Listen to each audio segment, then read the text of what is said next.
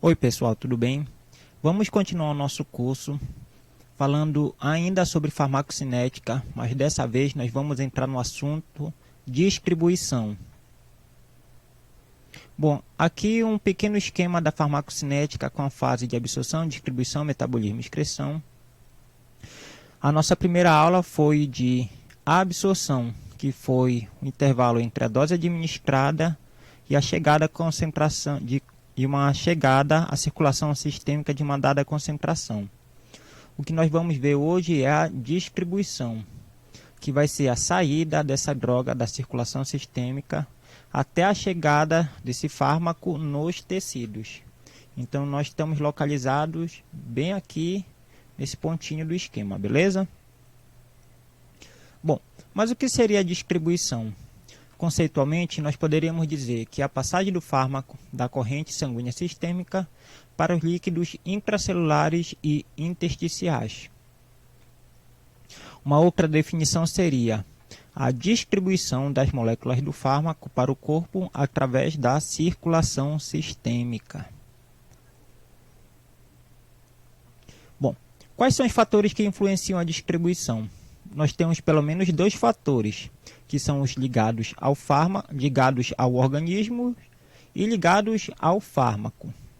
No que diz respeito a fatores que influenciam a distribuição, que são ligados ao organismo, nós temos os compartimentos líquidos, nós temos o débito cardíaco, que é o volume sanguíneo que percorre o corpo no tempo de 1 minuto.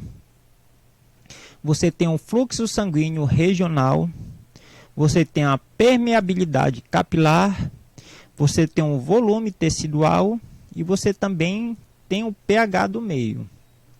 No que diz respeito a fatores ligados ao fármaco, que você tem o coeficiente de partição óleo e água, que seria mais ou menos a capacidade do fármaco se manter nos tecidos adiposos.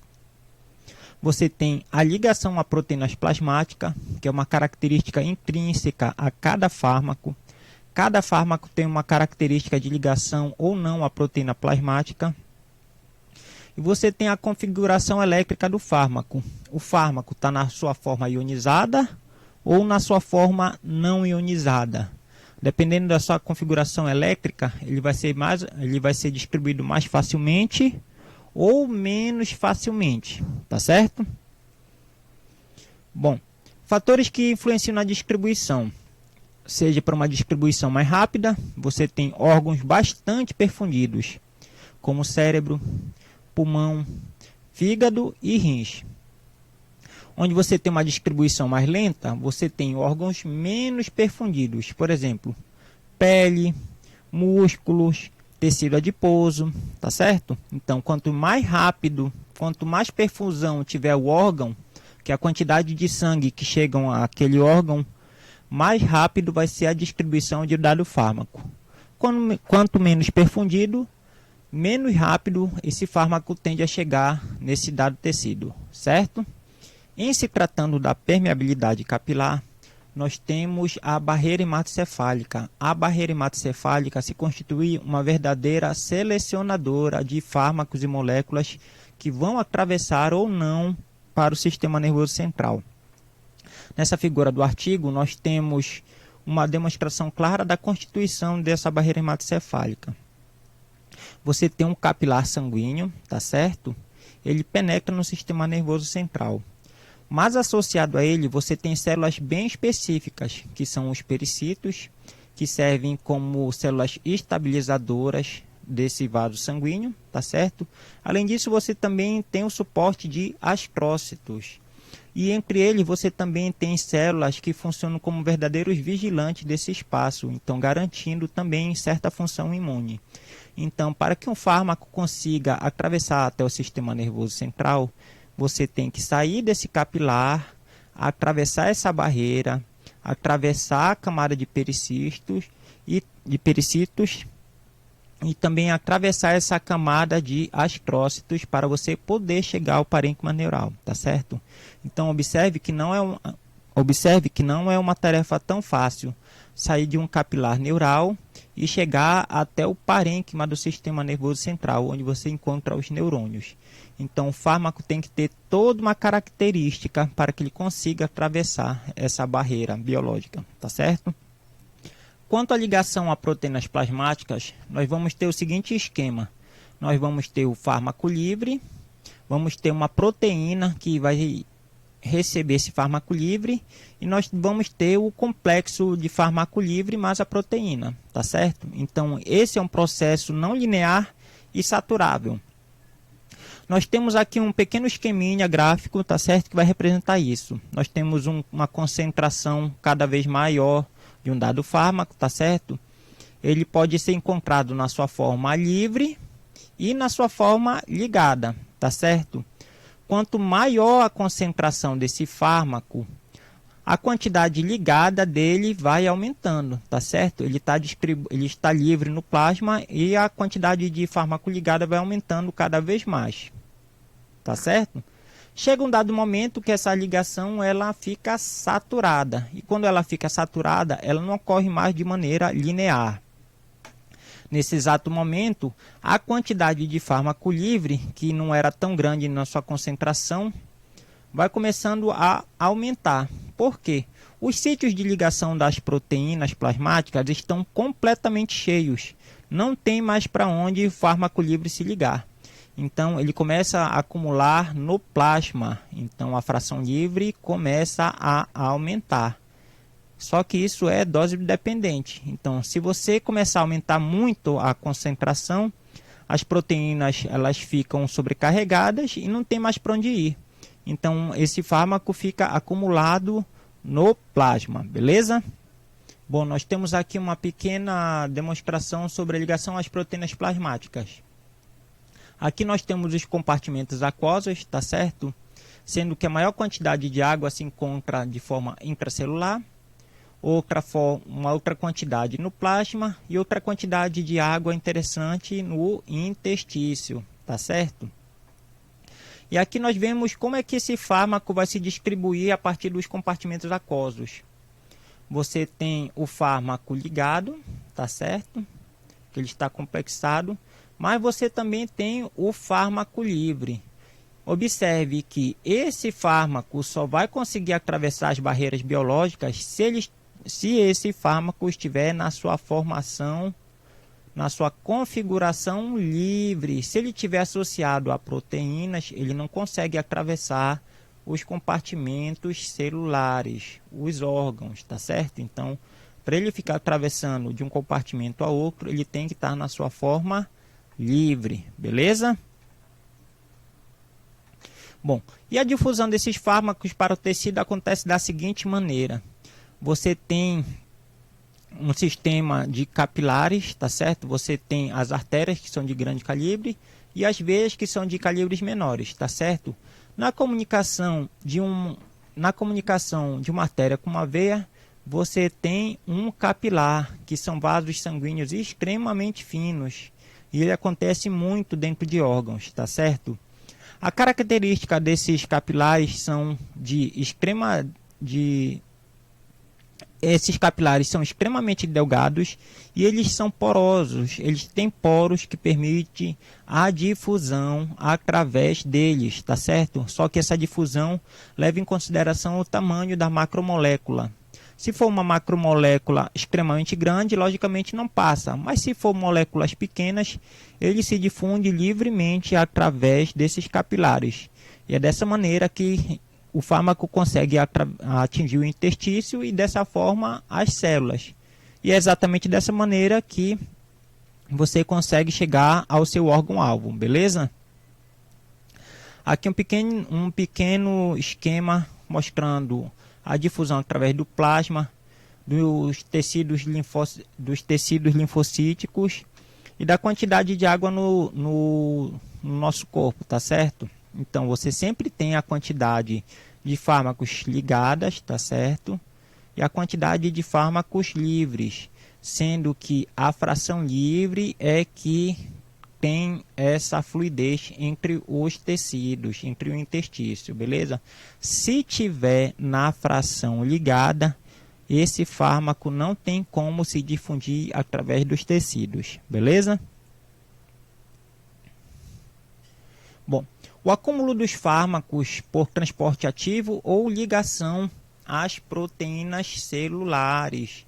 O transporte ativo, ele pode gastar energia ou pode não gastar energia. Se gastar energia é por um transportador, se não gastar energia é por um transportador inespecífico, beleza? Sendo que os tecidos funcionam como reservatório de fármacos. E dessa maneira ele vai prolongar os efeitos terapêuticos e provoca até mesmo efeitos tóxicos se acumulado de maneira exacerbada. Sendo que o tecido adiposo ele vai acumular fármacos lipossolúveis, sendo também o tecido ósseo uma matriz extremamente acumuladora de fármacos. Dependendo do fármaco, esse elemento vai ficar ali durante anos, anos e anos, até que por algum motivo a pessoa começa a emagrecer e a tendência é que esse fármaco comece a sair dessa matriz óssea e cair na corrente circulatória novamente, beleza? Bom, redistribuição. Fármacos altamente lipossolúveis acumulados na fase oleosa do corpo. O tecido adiposo, ele acumula os fármacos lipossolúveis. Se por um momento a pessoa começa a emagrecer, a tendência é que esse fármaco saia do tecido adiposo e volte à corrente circulatória sistêmica, beleza? Bom, o fármaco sai do seu local e vai ser distribuído para outros tecidos, sendo que ocorre com o passar do tempo cessação do efeito farmacológico. O fármaco faz o seu efeito, só que ele é metabolizado logo em seguida, e com isso você tem uma cessão dos efeitos farmacológicos.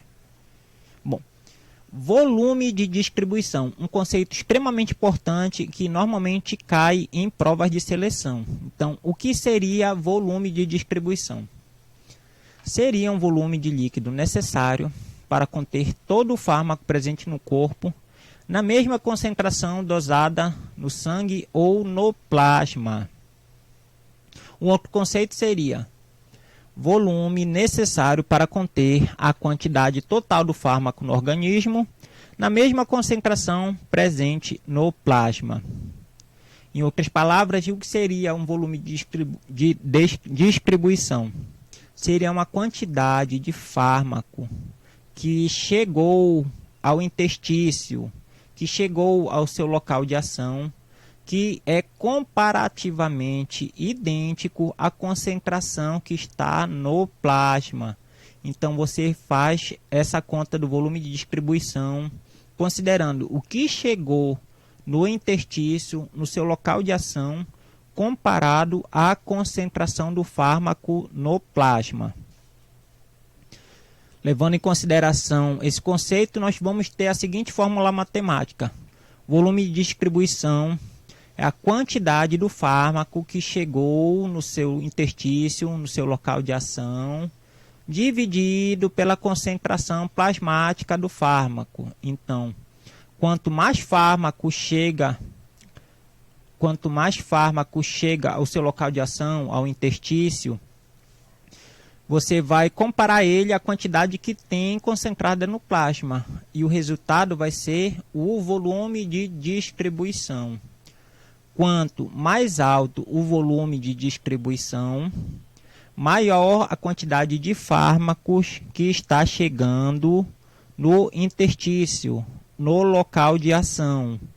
Quanto menor o volume de distribuição, menor a quantidade de fármaco que está chegando no intestino, no local de ação. Então, pelo volume de distribuição, nós sabemos se tem muito fármaco chegando no local de ação ou se tem pouco fármaco chegando no local de ação. Sendo que o volume de distribuição reflete a extensão do fármaco que está presente nos tecidos extravasculares.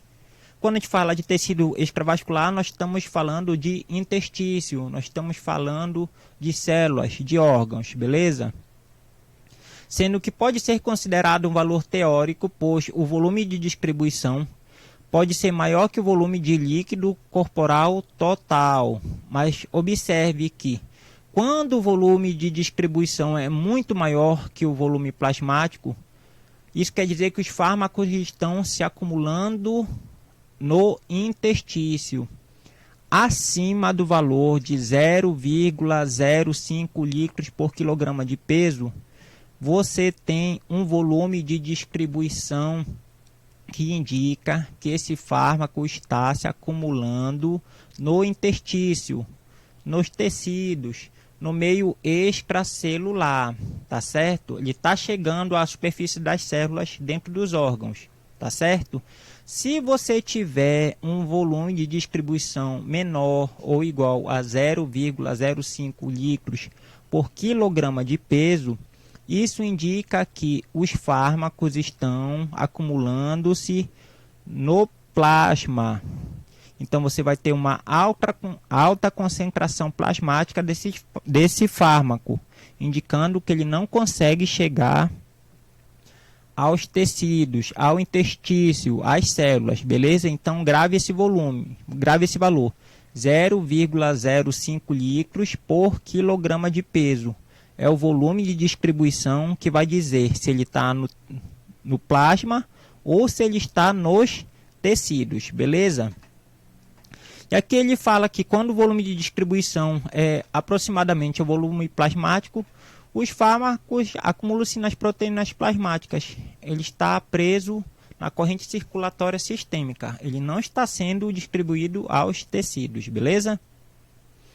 Aqui uma nota importante. A competição por sítios de ligação às proteínas plasmáticas altera o volume de distribuição dos fármacos, tá certo? Então, se você tem uma terapia concorrente, digamos fármaco A e fármaco B, isso certamente vai alterar o volume de distribuição se eles tiverem uma farmacocinética próxima, tá certo? Então, se você tiver terapia concorrente, observe o volume de distribuição para fazer o ajuste de dose, beleza?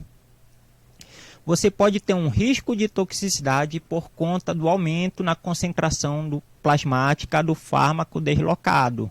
Então, isso também você tem que levar em consideração para um ajuste de dose ou não. Aumento da toxicidade por alteração na concentração plasmática. Por mais que você esteja seguindo a dose terapêutica, entenda que se houver deslocamento, você tem que recalcular essa dose administrada, beleza? E a administração de fármacos que alteram a concentração plasmática um do outro vai requerer um ajuste de dose. Então, fármacos concorrentes, fármacos de farmacocinética muito parecida, tem que haver um recálculo nessa dose, beleza? Aqui são as referências usadas para essa aula e nós nos vemos na próxima aula, beleza? Continue com a gente. Forte abraço.